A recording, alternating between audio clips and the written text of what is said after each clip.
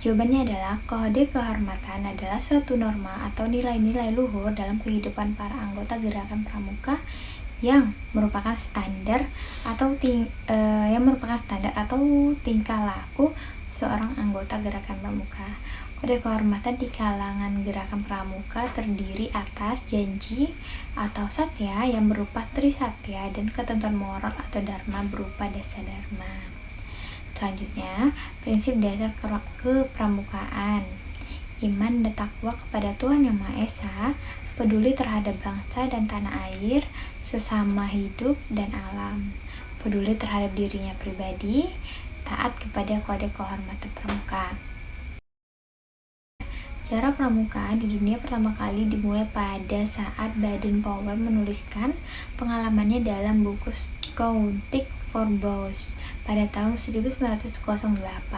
Buku tersebut dibuat untuk panduan acara perkemahan yang dirintisnya pada tahun itu. Buku ini sangat laris bahkan di luar Inggris sehingga mulai bermunculan organisasi-organisasi pramuka yang ditujukan kepada anak laki-laki saja. Pada tahun 1912, Baden-Powell bersama adik perempuannya, Agnes, mendirikan organisasi pramuka untuk wanita bernama Girls Guides. Pada tahun 1916 mulai berdirinya organisasi pramuka untuk usia siaga yang dinamai CUB atau disingkat dengan CUB yang artinya anak serigala. Dan pada tahun 1918 kemudian berdiri organisasi Rover Scout yang ditujukan untuk kelompok remaja berusia 17 tahun.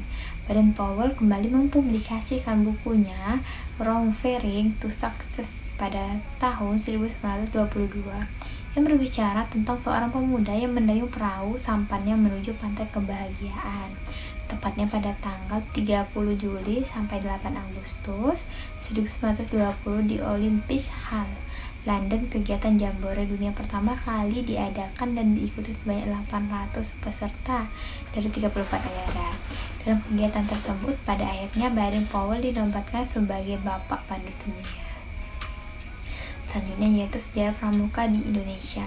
Perkembangan pramuka Indonesia terjadi pada 3 periode, yaitu mulai dari masa penjajahan Belanda, masa penjajahan Jepang, dan pasca kemerdekaan Indonesia.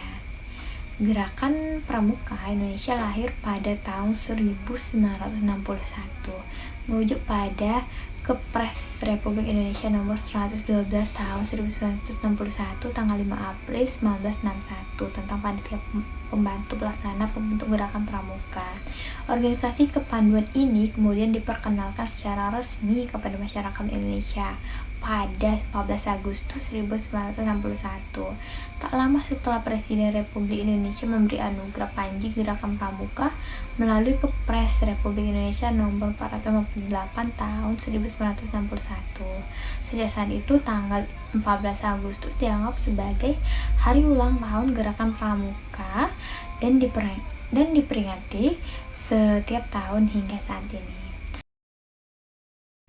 Jawabannya adalah sistem Among digagas pertama kali oleh Ki Hajar Dewantara dan kemudian diterapkan dalam sistem pendidikan di taman siswa.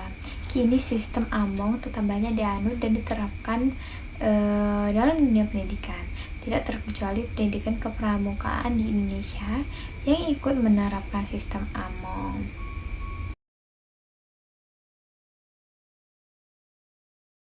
Gerakan Pramuka Indonesia adalah nama organisasi pendidikan non-formal yang menyelenggarakan pendidikan kepanduan di Indonesia. Struktur organisasi Gerakan Pramuka disusun mulai dari tingkat nasional, daerah, cabang, ranting, hingga ke gugus depan. Struktur organisasi tersebut terdiri atas majelis pembimbing, kuartir, badan pemeriksa keuangan, koordinator gugus depan, dan satuan karya pramuka dan badan kelengkapan kuartir. Untuk pengertian dari administratif pramukaan yaitu dalam arti sempit ialah meliputi penataan dan penertiban secara tertulis dan ketentuan yaitu kegiatan-kegiatan yang disebut tata usaha dalam gugus depan gerakan pramuka. Administrasi penting di kepramukaan karena memiliki tujuan, yakni tujuan administrasi, yaitu membekali para anggota pramuka sebagai upaya memberikan pendidikan dalam mengelola administrasi, kepemimpinan, tanggung jawab, dan kreativitas pramuka. Karena administrasi akan mengandung tujuan pendidikan, maka memberi kesempatan pada setiap satu lulus cepat untuk mengembangkan administrasi sesuai dengan tujuan administrasi satuan itu sendiri, tanpa meninggalkan pedoman ataupun pokok-pokok tertentu penyelenggaraan administrasi. Peran kepramukaan yang sangat penting untuk pendidikan karakter bangsa, yaitu yang pertama, sebagai wadah pendidikan karakter anak muda, kepramukaan adalah sebuah proses pendidikan di luar lingkungan sekolah dan di luar lingkungan keluarga. Sementara itu, gerakan pramuka adalah lembaga pendidikan yang sifatnya melengkapi dan memenuhi pendidikan untuk anak, remaja, dan pemuda di rumah dan di sekolah, di mana fungsi pendidikan ini belum dimiliki oleh lembaga pendidikan lainnya. Selanjutnya yang kedua, yaitu membentuk kepribadian yang mudah beradaptasi. Sesuai dengan lambang gerakan pramuka, yaitu nyiur atau kelapa, yang merupakan tumbuhan yang bisa tumbuh di mana saja. Pramuka dapat membantu peserta didik untuk mudah beradaptasi dan menyesuaikan diri dengan sekelilingnya. Selanjutnya yang ketiga, yaitu menciptakan karakter penuh tanggung jawab. Kepramukaan juga mengajarkan peserta didiknya untuk menjadi sosok yang bertanggung jawab dan dapat dipercaya. Dengan pramuka, peserta didik akan diajarkan ketegasan dan keberanian untuk bertanggung jawab serta dapat dipercaya dan diandalkan. Selanjutnya itu nomor 4, meningkatkan ketakwaan pada Tuhan Yang Maha Esa. Hal ini tertuang dalam bab 2 Anggaran Dasar Gerakan Pramuka pasal 4 tahun 2009 yang berbunyi, Gerakan Pramuka mendidik dan membina kaum muda Indonesia guna mengembangkan keimanan dan ketakwaan kepada Tuhan Yang Maha Esa, sehingga menjadi manusia yang berwatak, berkepribadian, dan berbudi luhur. Oleh karena itu, melihat acuan dari gerakan kepramukaan tersebut, kita dapat mengetahui bahwa salah satu peran kepramukaan dalam pendidikan karakter adalah menanamkan rasa takwa dalam diri peserta didik yang akan tampak dari kepribadian dan akhlak mereka sebagai generasi penerus bangsa. Jawabannya adalah untuk perbedaan simpul dan ikatan, pada dasarnya mereka kedua kata tersebut hanya terletak pada hubungan talinya. Simpul merupakan tali yang terhubung dengan tali, sementara itu ikatan adalah tali yang terhubung dengan benda lain. Nah, untuk fungsi simpul mati dan simpul hidup, yaitu yang pertama dulu simpul hidup, fungsinya untuk mengikat suatu benda-benda yang kuat, tapi untuk melepasnya tidak susah. Tali temali simpul ini biasanya digunakan untuk mengikat hewan. Nah, fungsi dalam kepramukaan, simpul hidup ini berfungsi untuk mengikat untuk mengikat tiang. Nah, simpul mati fungsinya untuk menyambung dua utas tali yang diameternya sama besar dan memiliki permukaan yang sama. Nah, yang pertama yaitu simpul mati. Caranya yaitu dua utas tali ini kita silangkan, jadi seperti ini. Setelah itu kita lilitkan ya sebelah kanan, ini seperti ini, seperti ini. Nah, setelah itu dimasukkan yang ini masukkan ke sini, lalu ditarik, kurang lebih seperti ini. Oke, baik, lanjut teman-teman. Kalau ada simpul mati, tentunya ada simpul hidup. Itu ini dibuat menjadi seperti ini. Setelah itu tali yang ini dimasukkan, lalu ditarik seperti ini. Simpul hidup, jika ini ditarik maka akan mengencang. Oke, baik, selanjutnya yaitu simpul jangkar. Yang pertama itu buatlah seperti ini. buat bulat, kemudian masukkan jari kita, kemudian pelintir, tarik seperti ini, satukan jari kita, kemudian lepas gini. Ini sudah membentuk simpul jangkar. Oke, simpul pangkal seperti ini. Lalu buat bulatan ini dan yang ini. Terlihat jelas ada yang di depan dan ada yang di belakang. Di belakang dan ini di depan. Setelah itu ini masukkan seperti ini. Masukkan yang akan diikat. Anggap aja ini jari yang akan diikat. Seperti ini, tarik. Nih, ini simpul pangkal. Oke teman-teman, yaitu selanjutnya simpul 8. Simpul ini yang paling mudah karena cuma seperti ini. Dibuat lingkaran seperti ini. Yang ditarik itu yang ini. Seperti ini, kurang lebih seperti ini. Yang ujung tali ini dimasukkan ke lubang nih. Sudah membentuk angka 8. Ditarik. Tik. Sudah membentuk angka 8.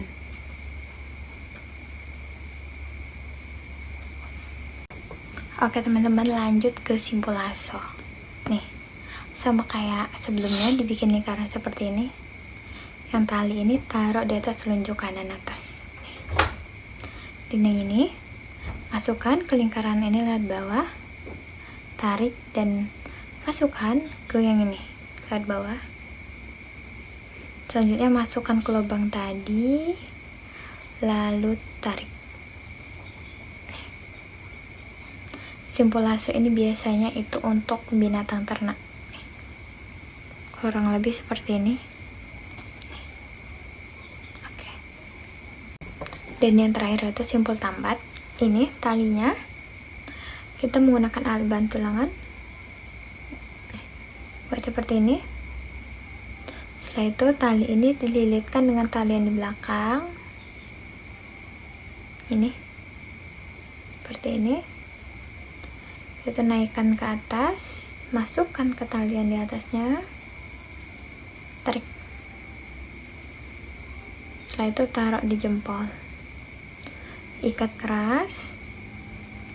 Seperti ini, ikat keras. Setelah itu seperti ini. Yang ini talinya tadi masukkan ke jempol,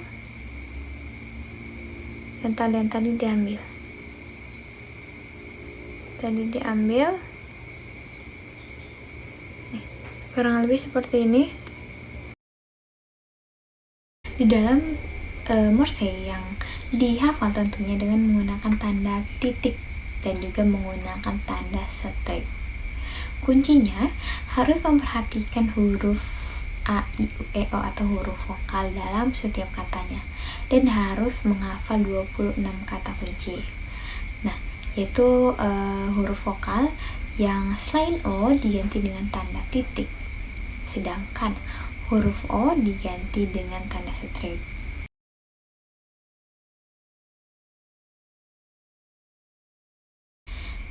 Kesimpulan dari makalah saya mengenai administrasi. Administrasi yang berlaku dalam gerakan pramuka itu terdiri dari administrasi kuartir dan administrasi satuan pramuka. Administrasi kuartir adalah semua perencanaan, kegiatan, dan tata cara tulis-menulis dalam lingkungan kuartir. Gerakan pramuka yang dilakukan secara teratur dan terarah untuk mencapai suatu tujuan dan tugas pokok kuartir gerakan pramuka. Sedangkan gugus depan dan satuan karya pramuka di lingkungan gerakan pramuka merupakan pusat gerak dan wadah pembinaan pramuka. Oleh karena itu, dukungan administrasi atau tata usaha perlu dilaksanakan secara tertata dan tertib, namun sederhana, yang diatur dalam Keputusan Kuarnas nomor 041 tahun 1995 tentang petunjuk pelaksanaan administrasi satuan. Bahkan administrasi gugus depan harus diakreditasi sebagaimana diatur dalam Keputusan Kuarnas tahun 103 tahun 2011 tentang pedoman akreditasi gugus depan pramuka.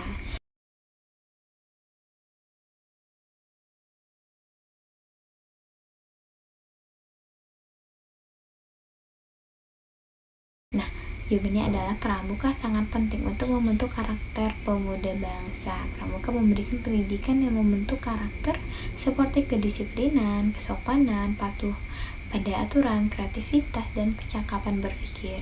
Pramuka mengajarkan kecakapan dalam berpikir dan menggunakan cara-cara kreatif dalam mengatasi permasalahan. Jawaban cara membuat peta pita yaitu satu, pertama kali membuat di halaman kertas. Nah, anak panah menunjukkan arah utara. Jalan yang akan dilalui memanjang dari bawah ke atas. Berdiri di jalan yang akan dilalui. Meja jalan menghadap ke arah jalan di hadapan kita. Nah, yang ketiga yaitu mulai berjalan. Perhatikan bentuk-bentuk bangunan atau benda-benda penting. Dan 4, bila sampai pada belokan, buat garis pembatas pada peta sebagai tanda bahwa perjalanan telah berganti arah. Dan 5, tuliskan jarak yang telah ditempuh pada kolom jarak, mulai dari berangkat sampai belokan pertama. 6, lanjutkan perjalanan mulai belokan pertama sampai belokan selanjutnya dengan cara seperti di atas.